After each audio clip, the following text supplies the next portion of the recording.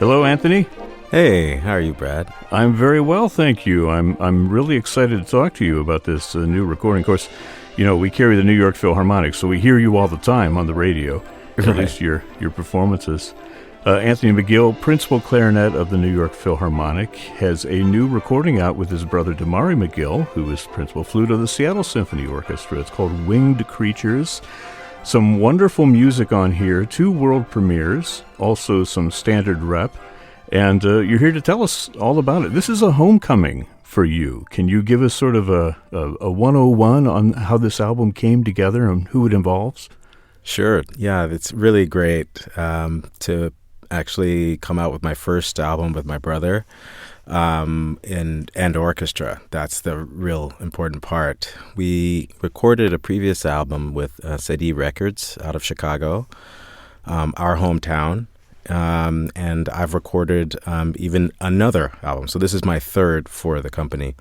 And so we love working together, and they love bringing Chicago artists back home, so to speak, and even using artists that are still, living in Chicago. And the particular group that we're playing with on this CD is the Chicago Youth Symphony Orchestra. So it's a really exciting thing because my brother and I were both members of this orchestra. Mm-hmm. And as you'll hear on the recording, it's a super professional, awesome sounding group, and we were lucky enough to start there when we were just teenagers. So wow. There's so many exciting things about coming home to do this album. Yeah. Are there mostly teenagers then in the orchestra as it stands now?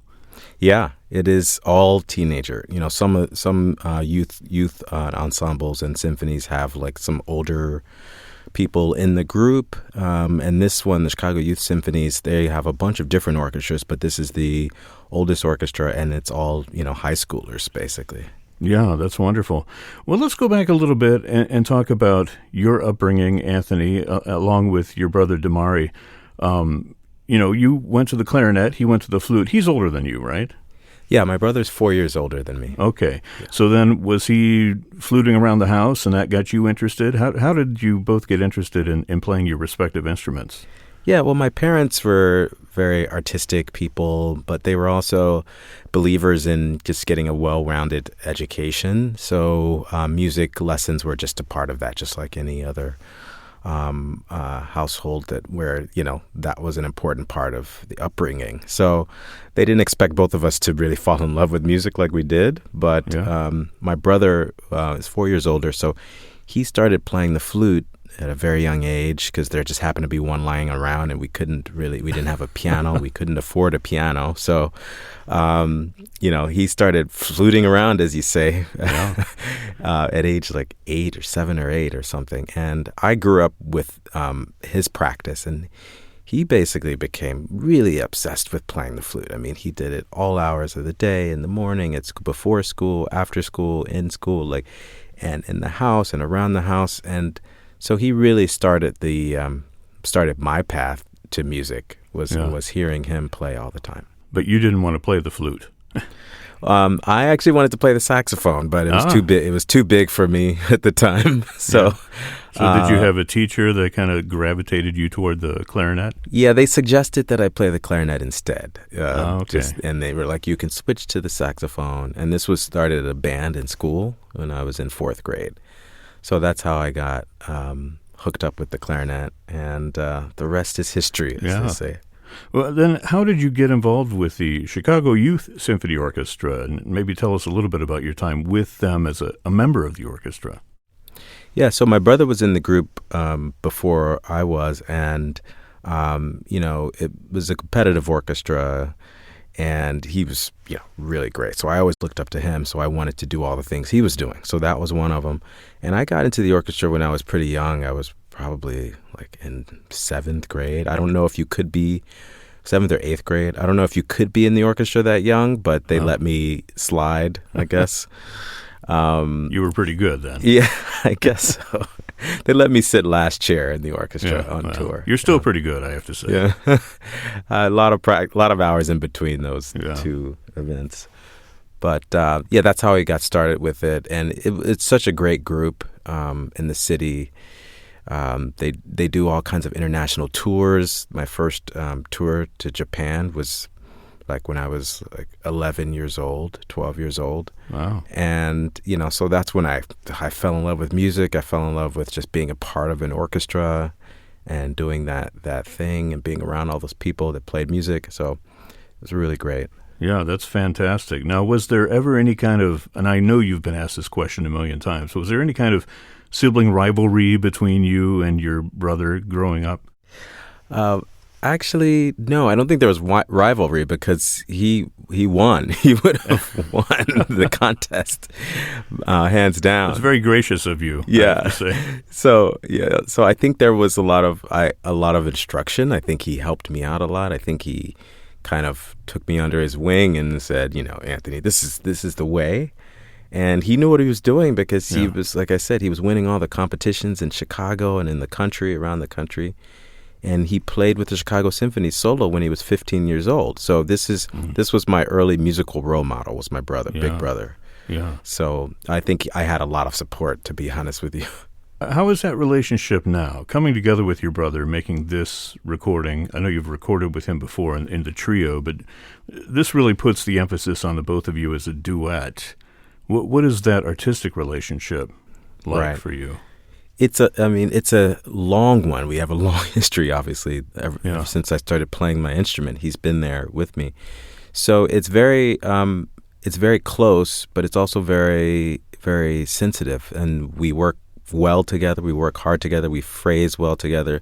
We kind of speak the same language musically, but it's also very intense because, we're brothers. We know each other very well. So, he can tell me something and I can tell him something, and then we work it out. If it doesn't, gel right away, we figure it out. And so it's super professional, but also obviously personal and wonderful to be able to make music and to record together.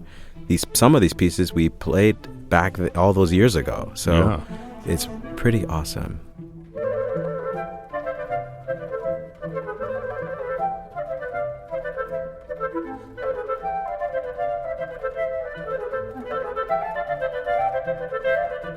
Well, speaking of which, the Tarantelle by Camille Saint-Saëns, I got to tell you, I went back and watched that episode of Mr. Rogers' Neighborhood with you and your brother. Of course you did. How old were you when you were on that show? I was probably like 13 or 14, I think. Oh my gosh! And because my brother was already at Curtis, I think, so maybe after his first year, so he was probably 18. Yeah.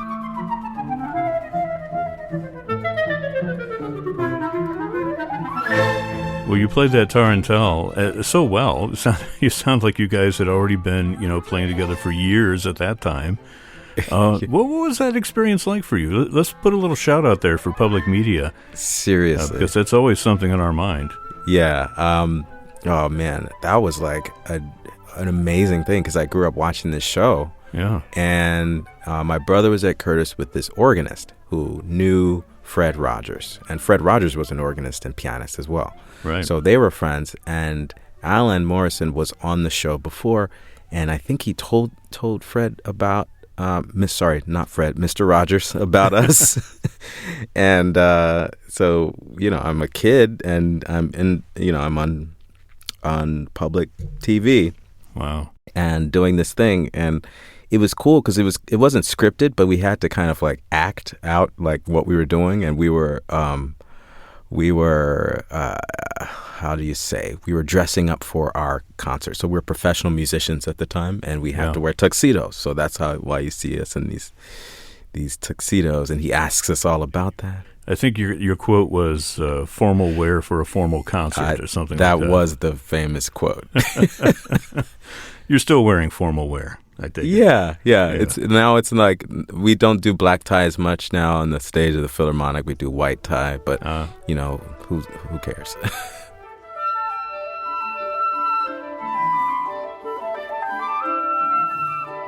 Well, let's talk about the music on this recording in the time we have left. The title track, Winged Creatures, is by Michael Abels. I know that that was a commission that came actually through the record company, right? Yeah, exactly. It's a beautiful piece of music, and I love the title and the idea of treating the clarinet and the flute sort of like, these winged creatures and the different aspects of flying, but also the idea that you and your brother have sort of risen above, right, and become soloists in your own right. Does that play into it as well? I think that's an awesome take on it, actually. And I think you always have that kind of battle, that struggle between the orchestra and the soloists in general, and us both being principal players in different orchestras and coming together with our old orchestra. There are a lot of themes here at play. And within the work itself, especially when you have two small wind instruments and against an orchestra, there are all kinds of balance situations and orchestration things. And he wanted us to, at the same time, sound like we were a part of the orchestra at times, kind of going back in time as youth orchestra players. And then you hear us rise above the orchestra, just dynamically and become the soloist in front of the orchestra. So I think it's definitely a part of the way the piece can be interpreted and enjoyed, actually. Yeah, and it's a really uplifting piece of music, I have to say. And the other piece on here that is a world premiere is by Joel Puckett, who is a fantastic composer who was, for a time, composer in residence with the Chicago Symphony Youth Orchestra. Did your time coincide at all with him, or did he come later? Yeah, he came later, but Joel and I were colleagues at the Peabody Institute when I was a teacher there. Over the past few years, and so we knew each other there and became friendly. And when I heard that he was, had a relationship with the music director and the orchestra, the Chicago Youth Symphony Orchestra, it was kind of just a really great thing, a no-brainer. I think, and I think the youth orchestra commissioned that one. Oh, okay. All those years ago, so it's pretty awesome.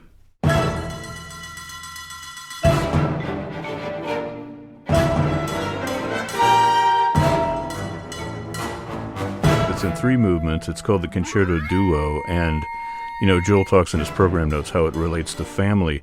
I just have to mention the first movement is called The Great American Scream Machine, which deals with roller coasters, right? Yeah. Yes. Yeah. Are you a fan of roller coasters? I am, actually. It's been a while, so I need to get out there again. But I'm old now, so I might not enjoy it so much.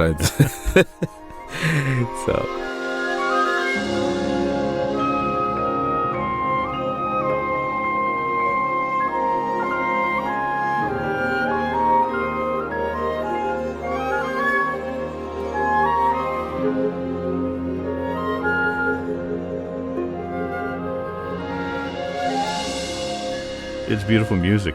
I'm just a little curious about the Danzi Sinfonia Concertante you have on here. How did that come to be included in this playlist?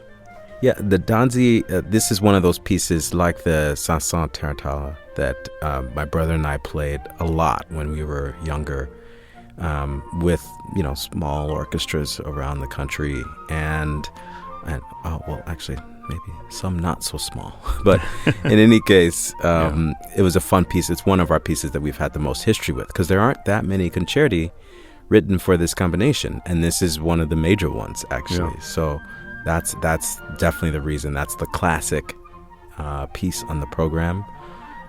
So you mentioned with the Saint-Saëns and the Fred Rogers appearance, it sounded like we had played the piece a lot. Yeah. Well, we had that piece and this Danzi piece we used to play all the time together. Well, the album is called Winged Creatures from Chicago-based Cedille Records. Not only a homecoming, but also a celebration. Wonderful new pieces by Joel Puckett and Michael Abels, featuring, of course, my guest, Anthony McGill, and his brother, Demarre McGill, the Chicago Youth Symphony Orchestra, Alan Tinkham conducting. Folks can read more about you online at anthonymcgill.com, right? Yes. Okay, great. Anthony McGill, thank you for spending some time with us here on FM 91. Thanks so much.